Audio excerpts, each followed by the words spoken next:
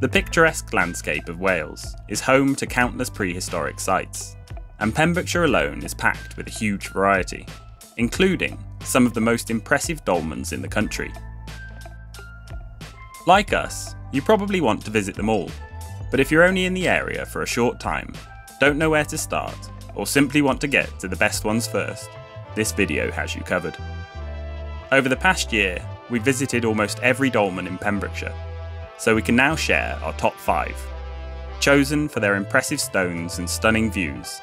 All of these monuments are free to visit and will include information on access, like where to park and how far the walk is. And if you'd like to delve further into the history and folklore, we have an individual video for each site that will link at the beginning of each chapter and down in the description. We hope you enjoy the video, and if you do, please hit that like button and subscribe. We're going to start with the biggest and most impressive, but stick around to the end because number 5 is our personal favourite, and we'll tell you why later. Taking the number 1 spot has got to be Pentre Ifan. If you only have time to visit one cromlech, head straight there and watch the rest of our videos later. This iconic monument is arguably the finest, not only in Pembrokeshire, but all of Wales, characterised by its impressive size and striking silhouette, complemented by stunning views of the surrounding landscape. The massive capstone rests on the fine tips of the 3 uprights, about 2.5 metres high. It's estimated to date back 6,000 years, which is 1,000 years before the local bluestones were moved to Wiltshire during the earliest phases of Stonehenge. Known as the Womb of Cerridwen, linking it to the Celtic goddess associated with rebirth, transformation and inspiration, the site is considered a portal to the otherworld, echoing Welsh and Irish folklore and also Arthurian legend. Still regarded as sacred by many, and popular with tourists and locals alike, we should give fair warning that this place gets pretty busy. Signposted from every direction, Pentre Ifan has a fairly large lay-by when you arrive. This is actually the only cromlech on our list with dedicated parking and signage. The short, direct path is tightly packed gravel and well maintained, making this the most wheelchair friendly on our list, and probably one of the easiest to access in Pembrokeshire. It's 4 miles to the small but very popular town of Newport, where there are cafes, chip shops and a small spa, or 11 miles to Fishguard if you want cheaper shopping with a bit more choice. If you are looking for a longer route, there are also plenty of footpaths nearby, with a choice of walks through Tea Cannel and Pentre Ifan Woods. 10 miles the other side of Fishguard, and next up on our list is Carrig Sampson. This megalithic marvel sits close to the sea, overlooking the beautiful Abercastle harbour. Its bulky capstone, perched on only 3 of the 6 large uprights, is striking and unique with splashes of quartz throughout. In fact, 3 of the uprights also have this patchy finish, but the quartz is especially frequent on the capstone.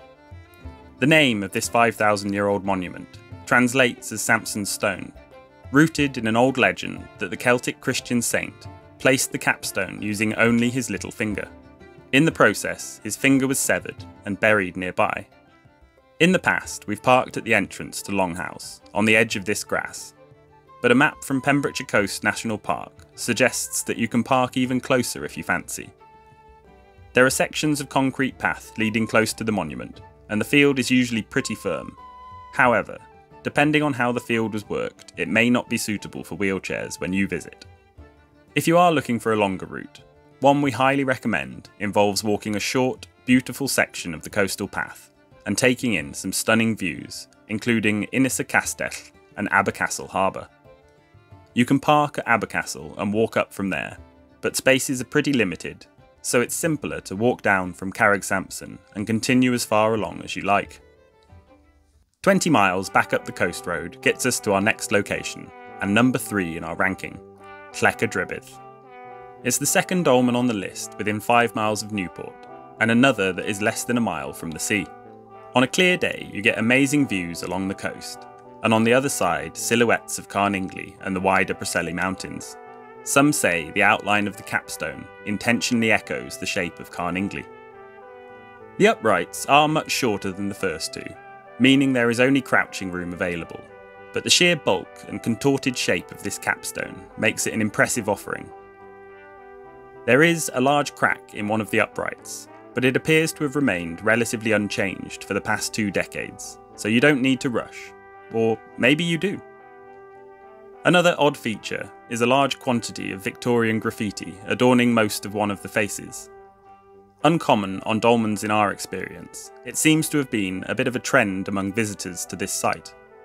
When we do come across this, usually at old castles and palaces, we play a round of who can find the oldest graffiti.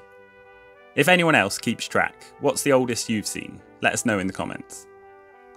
The footpath follows a private driveway / access road, and bear in mind tractors with trailers before parking close to or opposite the entrance. The verges are soft, so the closest parking that we can really recommend is 1.5 miles away next to the church in Moylegrove. A longer but thoroughly rewarding route takes you along the coastal footpath via the Witch's Cauldron, and if you park closer to Cabourg, you can virtually avoid the roads, or, as is often the preference, you can make a round of it. 30 miles away, and virtually at the opposite end of Pembrokeshire, we have number 4, the Hanging Stone. A bit of an unusual name, and also a relatively unknown site. The dolmen is very close to some houses, and you gaze across a garden to see the distant views. But the residents are notoriously friendly, and their plant life is lush, making it a lovely spot to visit on a spring or summer's day. Its odd feature is this strange row of 3 holes in the capstone, which we haven't been able to find any rock-hard information on. But since posting about this site, we've received a number of comments and messages suggesting their origin, and there are 2 main themes. The first says that these holes are contemporary with the monument and were made to represent Orion's belt, but the second doubts they're anywhere near as old, suggesting they resemble holes where explosives would have been placed. Perhaps somebody planned on destroying this monument, only to be stopped right before. Let us know what you think in the comments. Access from the road follows a public footpath along a gravel driveway past Cromlech House. Where the driveway meets the road, a small patch of grass can accommodate 1 car, but has been blocked with rocks in the past. There are a couple of places to park in the nearby village of Sardis, this lay-by being the most obvious. With a pavement linking to a footpath, this walk is just under half a mile each way. The Pembrokeshire Ramblers have shared a longer walk that starts at Blacktar Slip. We haven't done this route, but we'll put a link in the comments to where it's hosted on their website. Next up is Fiss Sampson. 20 miles north of the Hanging Stone, we're right back in between Fishguard and Carrick Sampson, so it's probably worth noting that this is not the most efficient way to visit these sites. If you do want to visit them all in one day, this would be the order for the least amount of miles between sites. Obviously, you can do it either way round if approaching from the south or the north. Stock up with supplies at either Cardigan or Haverfordwest, then stop off in the picturesque towns of Newport, Fishguard and more along the way. But getting back to Fiss Sampson, number 5 on this list, but number 1 in our hearts. This quirky little dolmen immediately captivated us with its unique charm. Its capstone perched jauntily upon just 2 uprights, sat beneath a picturesque rocky outcrop with stunning views. There's something playful about this monument. Perhaps it was once part of a larger passage tomb, but we like to imagine it as a test piece of sorts, either practicing or sharing the technique of raising stones, or testing the stability of earth-fast uprights. But this is based purely in fantasy, as this is a great place to sit and let the mind wander uninterrupted. We wouldn't class the site as easy to access, as the most direct route is around 1 kilometre each way and requires parking on a road with no real spaces that we can recommend. And even then, the path is sparsely signed and leads through some dense spiky gorse which we carry our dog over. The longer, much more enjoyable route starts with parking next to the church in St Nicholas and following a route described by antiquarian Richard Fenton that includes a detour to an impressive standing stone. It's quite well documented, and we'll leave a link to pembrokeshire.gov where they also provide written directions. But be warned, in the winter, the muddy track is deep with water. Neolithic dolmens in Pembrokeshire play a vital role in preserving, understanding and celebrating the region's cultural and historical legacy, contributing to a deeper appreciation of the past and its influence on the present. These beautiful monuments are sadly still prone to vandalism, often due to ignorance rather than malice, so please remember to follow the Countryside Code and be respectful to resident animals and their humans. As we mentioned earlier, our channel has individual videos for all the sites featured, and lots of other amazing places, where we go into a lot more detail about their history, archaeological excavations, and associated legends. So if you haven't already, head over, watch our back catalogue, and subscribe for new videos every week. Oh, and you can also find links to our Patreon and other social medias in the description, where we post daily, so make sure you head over there as well and see what we get up to. Thanks for watching!